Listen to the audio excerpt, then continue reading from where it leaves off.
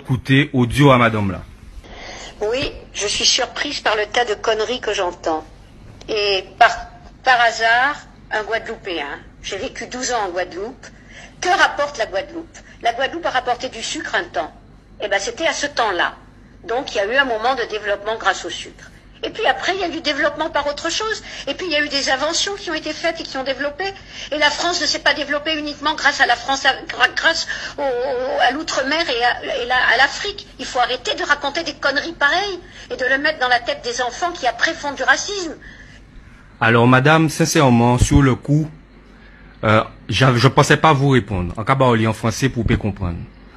Je ne pensais pas vous répondre, madame, parce que je me suis dit que ça ne valait pas la peine de vous répondre. Très sincèrement. Et puis je me suis dit que votre audio, si on me l'a envoyé, 2 personnes me l'ont envoyé, ça veut dire qu'elle tourne énormément. Et elle va contribuer à des dizaines d'années justement de mensonges et de fausses informations véhiculées. Et nous avons besoin aujourd'hui, madame, de considération. Nous avons besoin d'estime de nous-mêmes.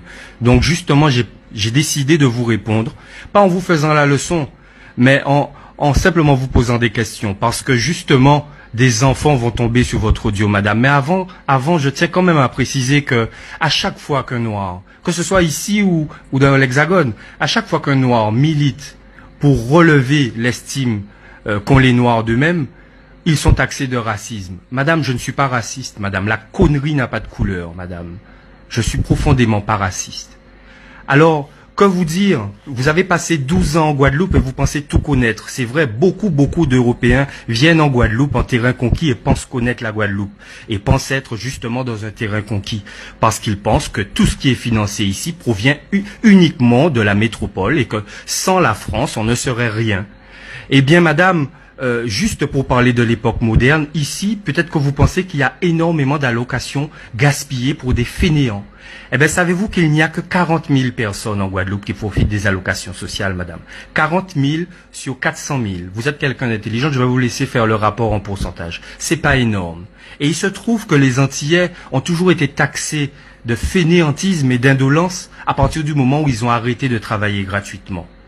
Et justement, je fais le parallèle à l'esclavage. Pourquoi j'en ai parlé, madame? Parce que beaucoup de nos compatriotes ne savent pas, ils voient l'aspect raciste de l'esclavage, mais ils oublient que c'était un commerce. Le sucre, oui, je le répète, avait la place à l'époque de l'acier ensuite et du pétrole aujourd'hui. Voyez les guerres incessantes sur toute la planète pour le pétrole, vous comprendrez l'importance du sucre à l'époque. Donc la France, l'Italie, le Portugal, l'Espagne, l'Angleterre, tous ces pays sont effectivement devenus des puissances mondiales grâce au sucre. Grâce au sucre. Et également les États-Unis. Mais par la suite, ça ne s'est pas arrêté là, madame. Quand on devient une puissance mondiale et qu'on prend le pas comme ça sur le reste des pays de la planète, ça ne s'arrête pas comme ça. L'argent, quand on passe 300 ans à exploiter une richesse que d'autres pays n'ont pas, ça ne disparaît pas, madame. Je suis désolé. Un Antillais, aujourd'hui, il doit le savoir, lorsqu'il va faire ses études en France, lorsqu'il est reçu dans les jardins du ministère de l'Outre-mer pour lui donner un ballon dans ses études, il n'est pas redevable de la France, madame. Tout ce qu'il regarde autour de lui, toute la distance que son regard peut couvrir autour de lui, tout cela provient du travail de ses ancêtres, madame. La Tour Eiffel, le Louvre, tout ce que vous pourrez décider, tout cela provient de l'exploitation et du travail de nos ancêtres. Alors vous disiez la France-Afrique n'a pas contribué à la richesse de la France. Je ne vais même pas être trop long. Je vais simplement vous dire qu'il y a combien de pays en Afrique qui utilisent le franc CFA aujourd'hui? 9, 10, 14, je crois que c'est 14. Je crois que 14 pays, donc des millions et des millions et des millions de personnes utilisent le franc CFA. Cette monnaie, madame, est imprimée en France. La France détient dans ses caisses 30% de la richesse de 14 pays. Et en plus, ces 14 pays remboursent une dette à la France. Alors qu'encore aujourd'hui, la France exploite toutes leurs richesses. Mais je m'égare, je serai trop long, madame. Je reviens sur les Outre-mer. Je reviens sur les Outre-mer parce que vous dites que c'est un ramassis de conneries et que la Guadeloupe, la Martinique, la Guyane, les Outre-mer ne rapportent pas d'argent. Faisons le point sur les Outre-mer aujourd'hui. Guadeloupe, Martinique, Guyane, Saint-Pierre-et-Miquelon, Nouvelle-Calédonie, les îles Kerguelen, Réunion, Mayotte, Polynésie française. Madame, grâce à tout cela, madame, la France est la seconde puissance maritime mondiale, la seconde puissance maritime mondiale. Alors vous êtes quelqu'un de cultivé. Pour autant, vous devez peut-être vous dire, ce n'est que de l'eau. Eh bien non, madame, c'est le territoire national, toute cette eau. La planète est composée de 80% d'océans et de mers. Eh bien, la France utilise la deuxième surface mondiale. Aucun autre pays ne peut s'étendre autant sur les eaux. C'est-à-dire qu'aucun bateau, aucun commerce ne peut se faire sur ces eaux sans l'autorisation et sans payer des taxes et des impôts à la France, madame. C'est ça la réalité, madame. Mais ce n'est pas fini pour autant. Parce que la France, grâce à tout ce territoire maritime, peut largement développer justement l'économie du transport maritime. Alors je vous demande, puisque aucune étude ne montre ce que les Outre-mer rapportent à la France, je vous le demande, puisque vous êtes si cultivé, combien rapporte l'économie du transport maritime à la France, madame? Allez, quittons les mers, allons sur les airs. L'économie du transport aérien, toutes ces grandes entreprises, comptez combien de compagnies de transport aérien font simplement la navette entre Pointe-à-Pitre et Paris, et entre Paris et Pointe-à-Pitre. Simplement ça. Combien de compagnies? Combien de personnes? Combien coûtent ces avions? Combien tout cela rapporte à la France, madame? Et puisque vous ne pouvez plus aller vous dorer la pilule à Alger ou à Tunis, parce qu'on va vous égorger, donc vous venez beaucoup plus massivement maintenant dans les pays et les territoires d'outre-mer. Combien cela rapporte tout cela à la France, madame? Combien rapporte le tourisme à la France, madame?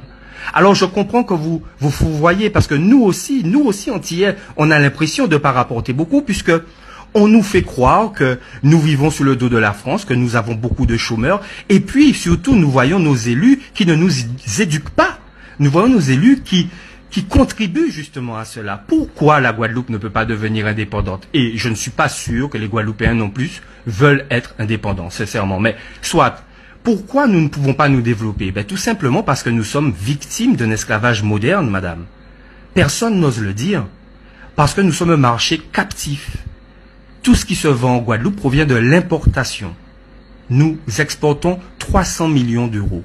300 millions de production locale quittent la Guadeloupe et est taxée. Oui, madame, notre production locale à l'export est taxée. Mais vous me direz, l'importation aussi est taxée. Sauf que nous consommons, je vous ai dit que c'est un esclavage moderne. Nous consommons pour 2 milliards 700 millions d'euros par an, madame. 2 milliards 700 millions d'euros consommés d'argent dépensé qu'en Guadeloupe par an. Et je vous assure que cet argent ne reste pas en Guadeloupe. Où va-t-il cet argent? Toutes ces grosses compagnies d'importation et de distribution, ils payent bien leur impôt. À qui, madame? Allez, continuons ailleurs, puisque je continue votre éducation parce que c'est nécessaire. La pharmacopée, la biodiversité de la Guadeloupe, toutes ces plantes, toutes ces molécules qui n'existent pour certaines d'entre elles nulle part dans le monde, sont exploitées par l'industrie pharmaceutique, qui utilise ces plantes, qui utilise ces molécules, qui créent des médicaments et qui nous les vendent. Alors que nos grands-parents utilisaient ces mêmes plantes pour nous soigner gratuitement. Savez-vous combien rapporte à la France l'industrie pharmaceutique, madame? C'est la première industrie du pays, madame. L'industrie pharmaceutique. Eh oui, vous ne le saviez peut-être pas. Mais ce n'est pas fini, madame. Ce n'est pas fini parce que tous vos chercheurs, toutes les personnes qui viennent explorer les fonds marins, les coraux, sauver les baleines et les tortues, comment ils feraient s'il n'y avait pas les outre-mer? Comment ils feraient pour trouver des baleines, pour mettre des puces sur elles, pour savoir quelle distance elles font dans l'océan? Elles ne pourraient pas le faire dans la Dordogne. Mais ce n'est pas fini non plus. Parce qu'il y a aussi de la production de pétrole en France, madame. Et la production de pétrole, il n'y a pas de pétrole en Alsace, ni en Lorraine. Le pétrole, c'est en Guyane, madame. La France produit aussi de l'or, madame, et d'autres minéraux précieux. C'est en Guyane, madame. Vous le saviez peut-être pas. Et vous savez que il y a peu de pays qui ont la capacité d'envoyer des satellites en orbite. Tous les pays aujourd'hui ont besoin de satellites pour leur télécom et autres, et toute leur stratégie militaire. Vous savez donc que ces pays qui n'ont pas de rampe de lancement sont obligés de payer les pays qui ont une industrie spatiale pour mettre sur orbite leurs satellites pour eux. Combien rapporte à la France l'envoi d'un seul satellite? On ne vous parle pas de tous les satellites qui partent sur TF1 le soir à 20 h, mais il y en a pas mal qui partent. Combien cela rapporte à la France, madame? Vous pensez que les choses se font comme ça? Simplement, et que la France, dans sa grande mansuétude, garde les Outre-mer en son sein par philanthropie? Nous rapportons de l'argent, madame. Nous sommes des joyaux. Nous sommes les joyaux de la France. Le Bumidum permet aujourd'hui à la France de fonctionner. Et aujourd'hui encore, il y a des politiques, il y a des manœuvres qui sont faites pour vider nos pays en main-d'œuvre et pour que vous puissiez en profiter là-bas. Des personnes déracinées qui n'entendent pas parler d'eux, ni à la télé, ni à la radio, qui subissent le racisme et la discrimination au quotidien et qui vous rapportent de l'argent là-bas, madame. Et oui, et oui. Et même l'hôpital ici, où vous voyez Macron qui dit on a financé 500 millions pour l'hôpital. Ça ne s'est vu nulle part ailleurs sur le territoire français. Eh bien, madame, tout simplement parce que depuis la dernière guerre, nulle part ailleurs en France, un hôpital n'a connu un incendie majeur. Tout simplement. Parce que nous sommes un département comme les autres. Et si il y avait eu une telle tragédie dans un autre département, eh bien oui, ils auraient effectivement financé un hôpital du même prix. Tout simplement parce que c'est de la compétence de l'État. Mais nous n'avons pas d'élus qui ont des couilles ici et qui ne vont pas le dire. Ils ne vont pas le dire et continuent à tromper la population. Et il y a d'autres choses, madame, aussi. Ce CHU, il a été décidé bien avant que Macron soit même en politique. Il a été décidé il y a plusieurs années. Pourquoi, alors que le CHU n'était pas encore brûlé, pourquoi ils avaient décidé d'ouvrir une telle plateforme sanitaire en Guadeloupe? Eh bien, tout simplement parce qu'ils veulent créer une économie du soin. Une économie médicale en Guadeloupe, pour que toutes les personnes malades dans ce coin du monde, de la Caraïbe et de l'Amérique latine, pour que toutes ces personnes viennent se soigner chez nous. Pourquoi, madame? Parce que ça rapporte de l'argent, madame. Et à qui ça va rapporter cet argent, madame? À la France. Et je vous assure qu'il y aura très peu d'entreprises guadeloupéennes qui vont contribuer à la construction de cet hôpital. Et je vous laisse deviner d'où vont venir les entreprises qui vont construire cet hôpital. Alors vous voyez, j'ai pris le temps de vous parler et j'aurais tellement d'autres choses à vous dire, mais ce n'était même pas pour vous. C'était pour tous mes frères et mes sœurs guadeloupéens de toutes les couleurs qui vivent ici et qui aiment ce pays et qui rêvent d'un changement, qui rêvent d'avoir des élus qui aient les couilles de dire à la France: nous sortons de cette posture servile. Oui, nous connaissons notre valeur. Nous savons de quoi nous avons besoin. Et nous allons prendre nos responsabilités. Mais ça viendra, madame. Ça viendra. Mais je pense que vous serez certainement plus là. Alors, madame, je finirai cet audio comme d'habitude. Où Jacques Honnête, foutez fait.